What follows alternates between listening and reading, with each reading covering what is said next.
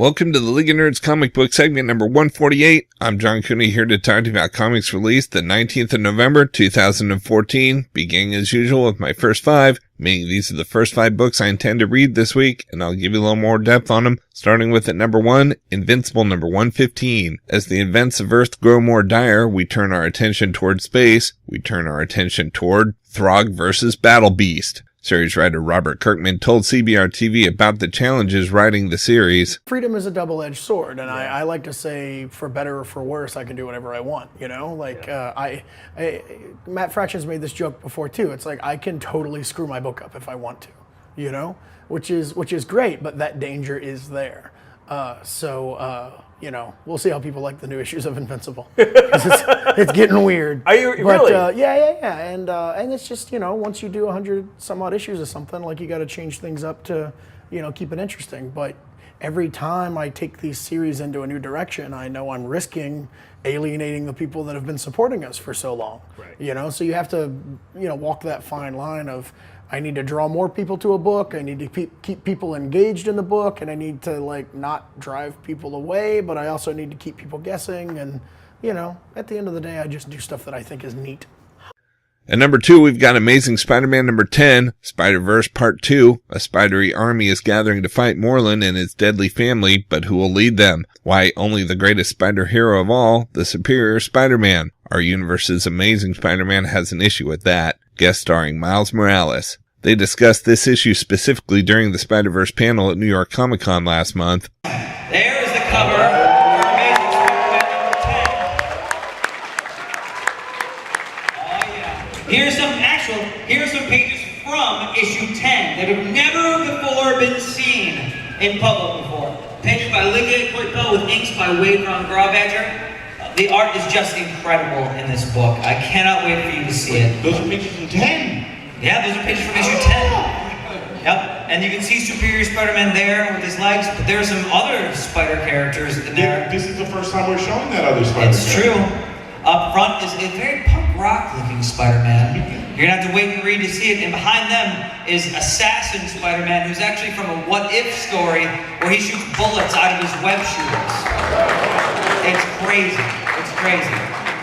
But we're so excited for this story. Superior Spider-Man 32. He certainly was. At number 3, we've got Justice League number 36. The Amazovirus continues. A bizarre disease has been unleashed. America has been quarantined and the whole world is at a standstill. But no one on the League may be more affected by this than Batman. What deadly secret about the League does the Amazovirus hold? Where did it come from? Who unleashed it and why? And what does it mean for the future of the world's greatest heroes? New series artist Jason Fabok explained what he enjoys about this book. Quote, Jeff Johns knows the ingredients needed for a great team book, and I feel that it's something that's both different and dynamic. I think it's a great move to mix things up a bit and add some tension. If all the characters get along, then it makes for a very stale team. Personally, I love the thought of Lex Luthor and Captain Cold mixing it up with Superman and Flash. Oh, and they're also awesome to draw. Close quote.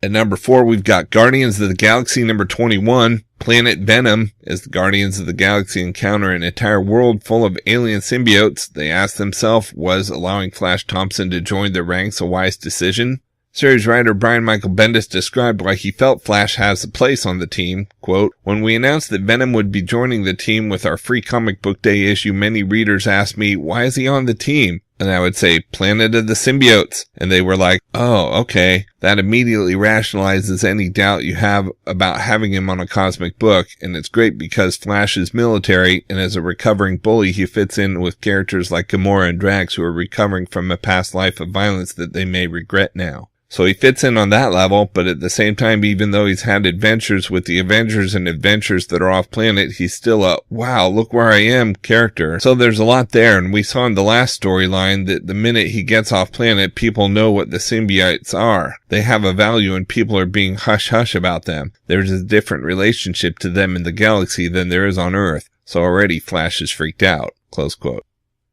Number 5, we've got Uncanny X-Men number 28. Because you demanded it, the return of Magneto. You might be happy about it, but the X-Men sure aren't. Cyclops, beware. Series writer Brian Michael Bendis discussed the impact of the Access event on the Uncanny X-Men. Quote, well, I said online that there's not going to be any. but there will be fallout that affects Uncanny particularly. At the time I was asked, the ending wasn't locked, and I didn't want to commit because at the time I didn't see anything that I could grab that was, I've done events and a lot of the fallout, I wanted to do that. It's the best part. I didn't want to be grabby. This is Rick Remender's baby, but he wasn't directly using any of the characters I use, so I was like, alright, I have so much to do. But when he locked his ending, there was a couple of things that were offered to me if I wanted them. There was one thing in particular that I said, that sounds great, I'll do it in a second. The fallout will be visible. Close quote.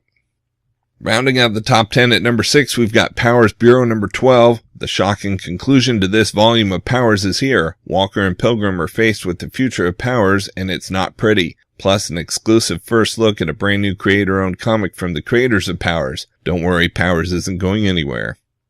At number 7, we've got Batman Eternal number 33. Batman's arsenal of weapons is turned against Gotham City.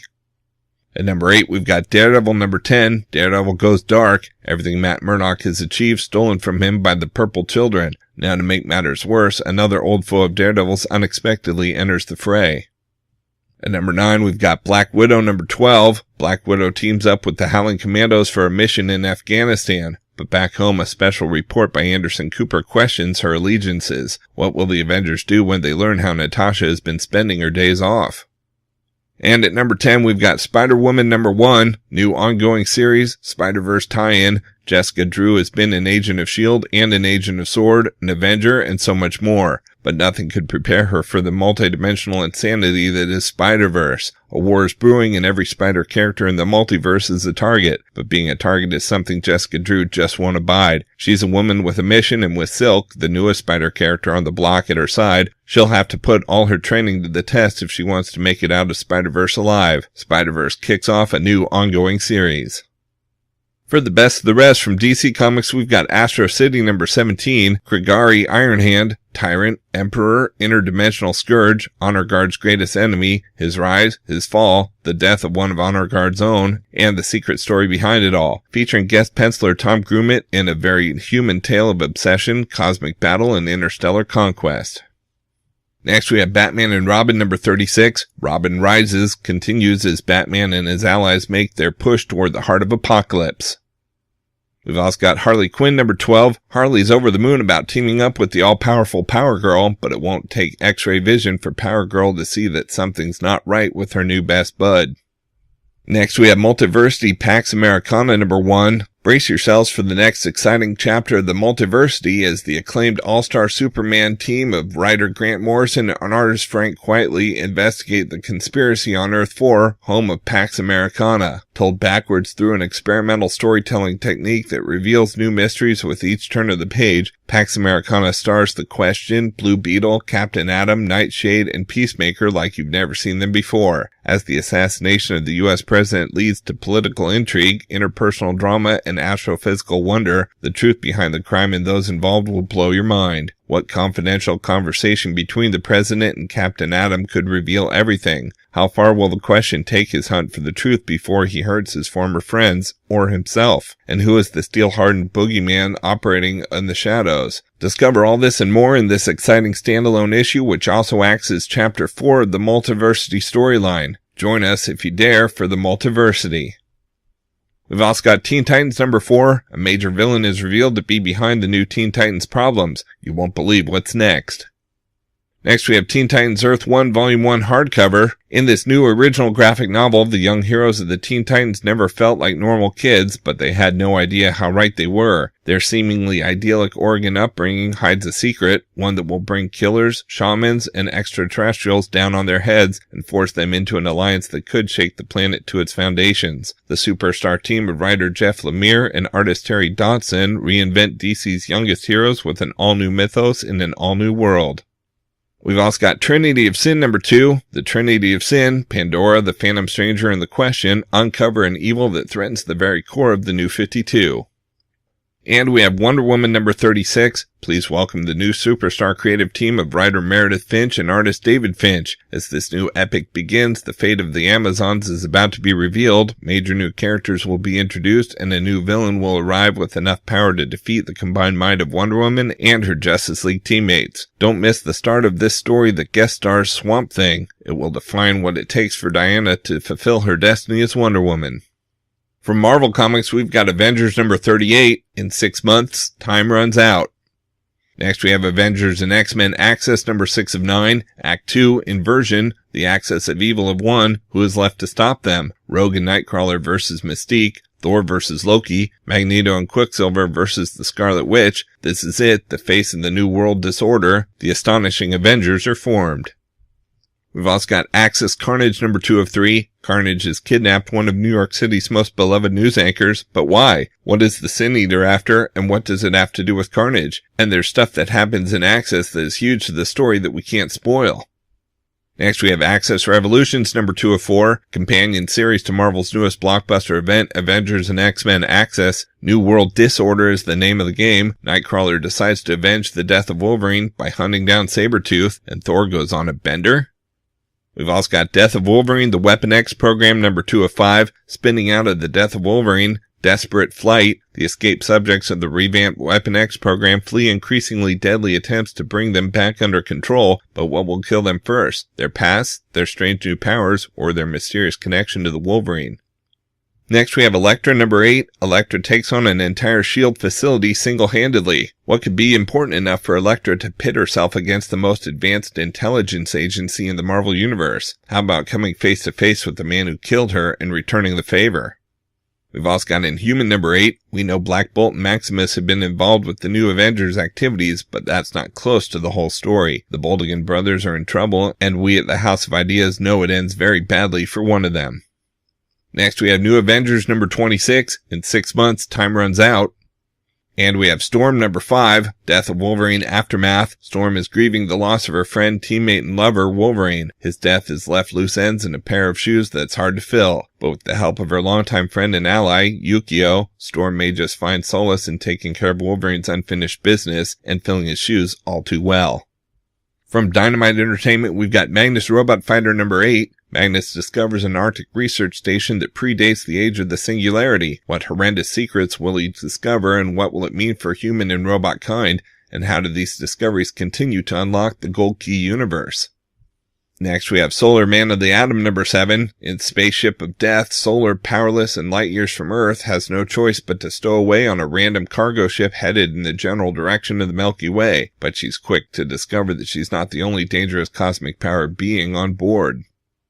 And we have Terminal Hero number 4. Rory Fletcher thinks he's escaped the horrors of his life and death, but Banesh and Mia, the two others on whom Raza tried out Quigley's strange treatment Q, are running amok, and now British intelligence wonders if, rather than being a problem, Rory might just be a solution. Dark secrets, disgusting nightmares, and a ghostly visit from the man who'd changed Rory's life. From Image Comics, we've got Morning Glories number 42, Declaration. And we've got Thief of Thieves number 25, Down Mexico Way, it's kill or be killed, and a major player doesn't make it out alive in the conclusion to the kill list.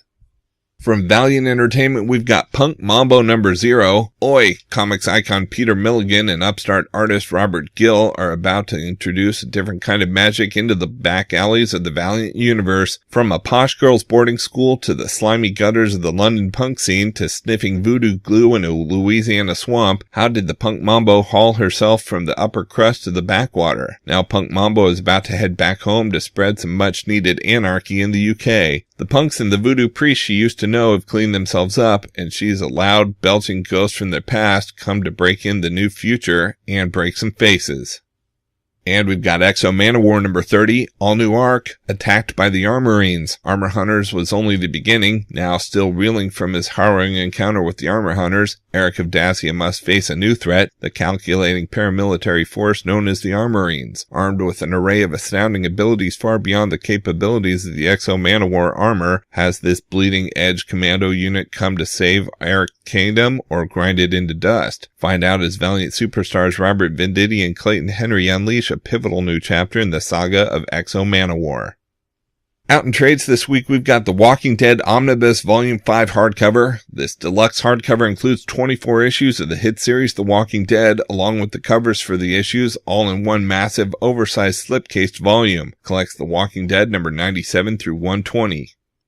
We've also got Guardians of the Galaxy Volume 3 Guardians Disassembled hardcover premiere edition. With the entire galaxy gunning for the Guardians and Star-Lord missing, it's time to bring in a little help. But as the Guardians of the Galaxy get ready for new members Venom and Captain Marvel, unexpected dangers arise that promise to tear the team to its core. Where in the universe is Star-Lord? What does his disappearance mean for Earth's safety? And can he survive on the run from a mysterious new adversary without the aid of the Guardians? Plus, the Guardians of the Galaxy investigate the mystery of a S.H.I.E.L.D. helicarrier that suddenly appears in outer space. And the series celebrates a milestone with 2 special stories by former Guardians writers Dan Abnett and Andy Lanning, collecting Free Comic Book Day 2014 Guardians of the Galaxy number 1 and Guardians of the Galaxy 14 through 17 in annual number 1.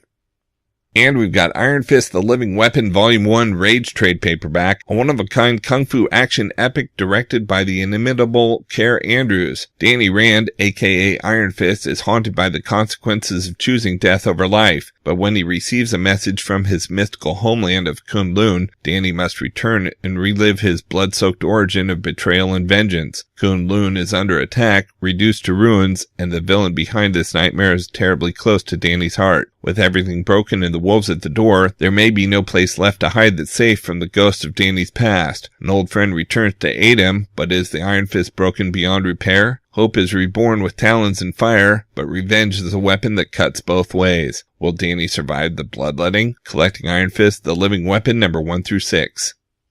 Oh, and I almost forgot the Saga Deluxe Edition hardcover Volume 1. At long last, a deluxe hardcover of the Eisner and Hugo award-winning Saga is finally here. Collecting the first 18 issues of the smash hit series, this massive edition features a striking new cover, as well as special extras including never-before-seen sketches, script pages, and a roundtable discussion with the creators about how Saga is really made. Altogether, this hardcover contains over 500 pages for less than $50. Written by Eisner Award-winning best writer Brian K. Vaughan of Why the Last Man and The Private Eye, and drawn by Harvey Award-winning best artist Fiona Staples of Mystery Society and North 40, Saga is the story of Hazel, a child born to star-crossed parents from opposite sides of a never-ending galactic war. Now Hazel's fugitive family must risk everything to find a peaceful future in a harsh universe that values destruction over creation. Fantasy and science fiction are wed like never before in a sexy, subversive drama for adults that Entertainment Weekly called the kind of comic you get when truly talented superstar creators are given the freedom to produce their dream book. Okay, so that's just a few of my favorite books out this week. There's still plenty of others available, and I broke out all the Marvel titles this week in their own video, as well as a separate video for all of DC, and even a video with the top independent publishers, and you can find them all on my YouTube channel at he'sgotissues.com. And we'll also have links up on the leagueofnerds.com, our Facebook page, so be sure to like us there too. And of course, you can follow everything I'm reading on Facebook, Pinterest, Tumblr, or Twitter. You can find links to everything in the About section at he'sgotissues.com. And a reminder that both He's Got Issues and the League of Nerds are proud members of the Comics Podcast Network. So until next week, I'm John Cooney, and I've got issues.